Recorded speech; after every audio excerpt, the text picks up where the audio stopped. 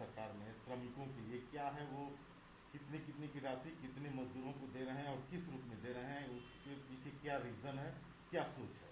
असल में चिकित्सा सहायता कोष हम लोग देते रहे हैं, पिछले साल भी हम लोगों ने दिया था, पिछले 2 वर्षों से।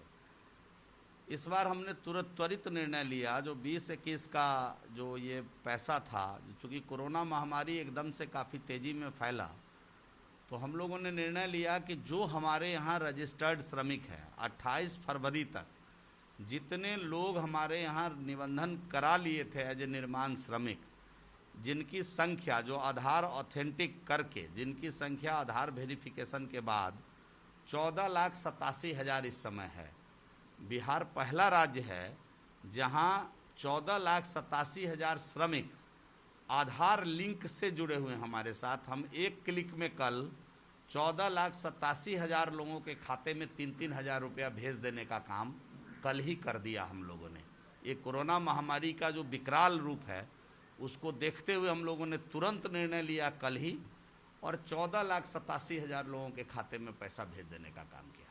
सरकार पर इसका क्या असर पड़ेगा? कितनी राशि टोटल होती है? 446 करोड़ राशि लगभग हम लोगों ने कल ट्रांसफ़र किया है अपने निबंधित श्रमिकों के खाते में। तो एक बहुत बड़ी राहत है। फिलहाल जो ये कोरोना की स्थिति है उसमें ये बहुत बड़ी राहत है। और मुझे आज बहुत जगह से फ़ोन भी आया कि पैसा जिनके खाते में जिनको मिल गया है, ऐसे कुछ श्रमिक भाई फ़ोन भी किए, प्रसन्नता भी जाहिर किया उन्होंने।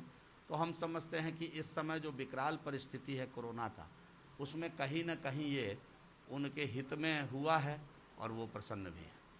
आप मॉनिटरिंग भी कर रहे हैं कि श्रमिकों के खाते में पैसा गया है कि नहीं? आप क्रॉस वेरिफिकेशन भी करवा रहे हैं अपने स्तर से, या फिर वो नहीं करवा रहे हैं।